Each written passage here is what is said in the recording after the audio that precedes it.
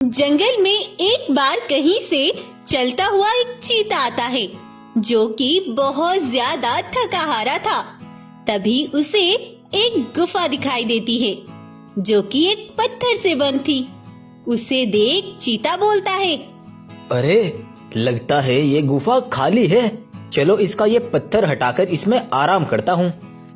इतना सोचकर चीता उस गुफा की ओर बढ़ता है, लेकिन तभी एक गाय और भालू उसके सामने आकर उसे रोक लेते हैं और उससे कहते हैं, अरे अरे रुको, ये तुम क्या करने जा रहे हो? कुछ नहीं भाई, बस मैं थोड़ी देर इस गुफा में आराम करने का सोच रहा था। लगता है तुम हमारी जंगल को फिर से तबाह करना चाहते हो। अरे नहीं नहीं बहन, ऐसा तो कुछ भी नहीं है। लेकिन तुम ऐसा क्यों बोल रही हो? आखिर ऐसा क्या है इस गुफा में? लगता है गाय बहन ये इस गुफा के बारे में कुछ नहीं जानता। तुम इसे सब बताओ, मैं अभी आता हूँ। अगर तुम जानना चाहते हो तो मैं तुम्हें सब बताती हूँ। दरअसल हमारे जंगल के राजा वीरू शेर थे। वीरू शेर एक रहमदिल और सहनशील राजा थे। उनके राज्य में जंगल के सभी जानवर बहुत खुश थे।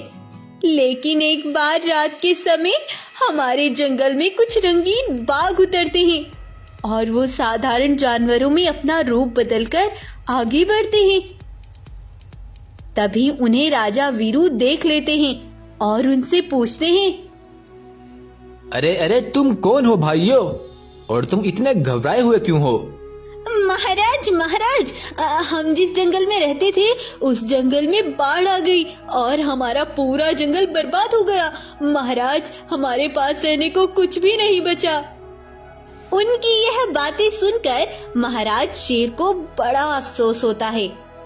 मुझे सुनकर बहुत अफसोस हुआ, लेकिन कोई बात नहीं। तुम ये जंगल अपना ही समझो और तुम आराम से यहाँ पर रहो। तब वो सभी हमारे जंगल में ही रुक जाते हैं और जब महाराज शेर अपनी गुफा पर चले जाते हैं तो वो फिर से अपने असली रूप में आकर जंगल के जानवरों का शिकार कर लेते हैं। अगले दिन जब कुछ जानवर जंगल में निकलते हैं तो उन मरे हुए जानवरों को देखकर एकदम दंग रह जाते हैं। तभी महाराज शेर भी वहीं पहुंचते हैं। जानवरों को इस तरह से मरे पड़े देख वीरू शेर भी हक्का बक्का रह गए। अरे अरे भाइयों, ये सब किसने किया? कौन है वो जालिम जिसने मासूम जानवरों को बेदर्दी से मार डाला? पता नहीं महाराज, ये सब किसने किया? मुझे तो लगता है महाराज कि हमारे जंगल में कोई खूनी राक्षस घुस आया है।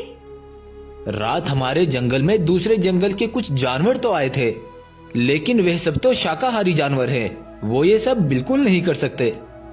उस दिन तो सब वहाँ से चले जाते हैं, लेकिन अगले दिन शेर जब अपनी गुफा से बाहर निकलता है तो उसे वहाँ फिर से कुछ जानवरों की लाश पड़ी दिखाई देती है।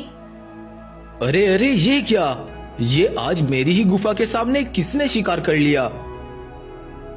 वीरू शेर ये बोल ही रहे थे कि तभी एक गोरिल्ला भागता हुआ महाराज के पास आता है और कहता है, महाराज महाराज, मैं जानता हूँ कि ये सब कौन कर रहा है।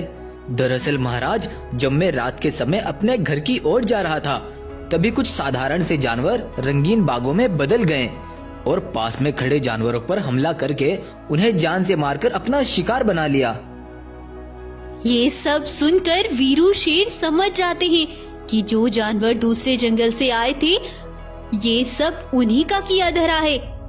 सुनो गोरिल्ला, हमें उन खूनी बाघों को किसी भी तरह पकड़ना होगा। लेकिन महाराज, वे सभी तो साधारण जानवरों में बदल गए होंगे, तो हम उन्हें कैसे पहचानेंगे? तभी वीरू शेर को याद आता है कि उन सभी जानवरों के शरीर पर एक लाल रंग का निशान था।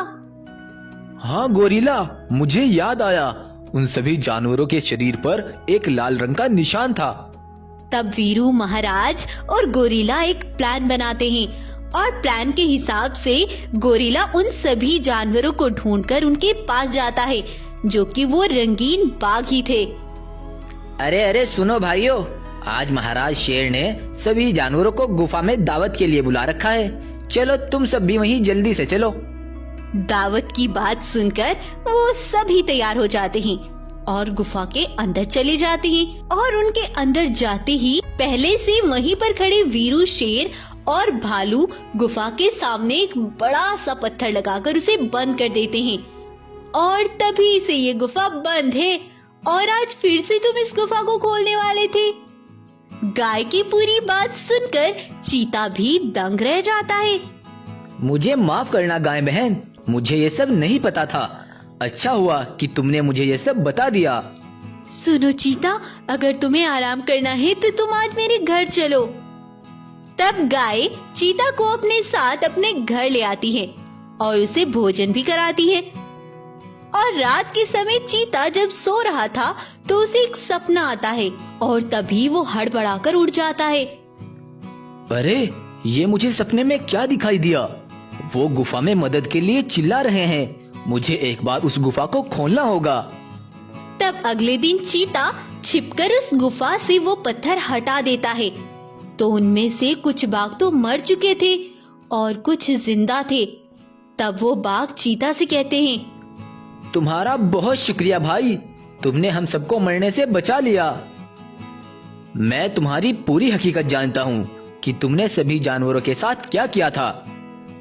नहीं चीता भाई, हम गलत नहीं थे और ना ही वो सब हमने अपनी मर्जी से किया।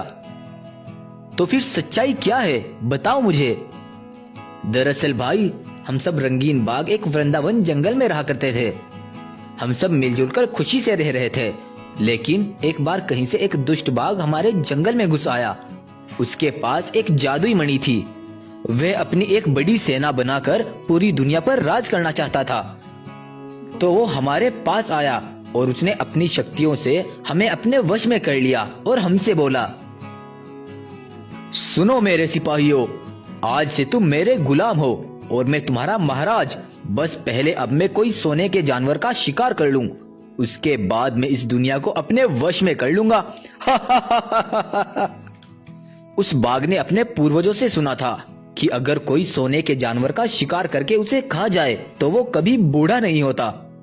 तो एक बार वो बाघ शिकार करने निकला, तभी उसे एक गाय मिली तो उसने उस पर हमला करके उसे मार डाला और उसे खा गया।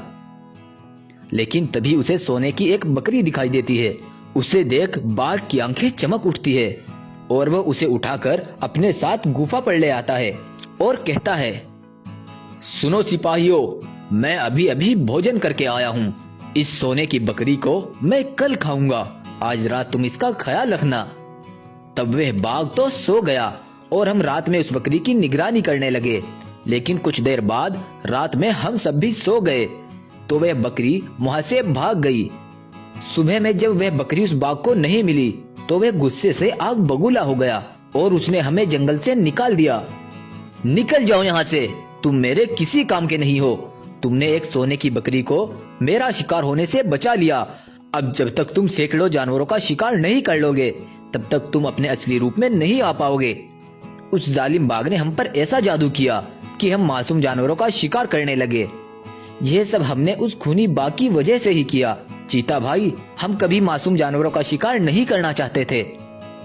चीता रंगीन बाघों की बातें सुनकर उनसे कहता है, सुनो भाई, जैसे कि तुमने मुझे पूरी बात बताई, इसमें तुम्हारी कोई गलती नहीं है। चलो हम चलकर यह बात वीरू शेर को भी बताते हैं। तब चीता रंगीन बाघों को लेकर वीरू शेर के पास जाता है और उन रंगीन बाघों की वीरू शेर को पूरी बात बताता है। वीरू शेर उनकी बात सुनकर बोलता है, सुनो भाई, अगर यही बात है तो हमें जाकर उस खूनी बाघ को खत्म करना होगा, नहीं तो वह जिस जंगल में रहता है उस जंगल के सभी जानवरों को मार डालेगा। तब वीरू उन रंगीन बाघों को लेकर उस खूनी बाघ के पास पहुंचता है और वो सभी मिलकर उस दुष्ट को जान से मार डालते हैं। और फिर उसके बाद से बाघ वीरू शेर के साथ ही रहने लगता है और इस तरह से यहाँ पर कहानी खत्म हो जाती है। तो आपको आज की हमारी कहानी कैसी लगी हमें कमेंट करके जरूर बताएं और अगर आपको वीडियो अच्छी लगी है तो इसको लाइक करना और शेयर करना ना भूलें।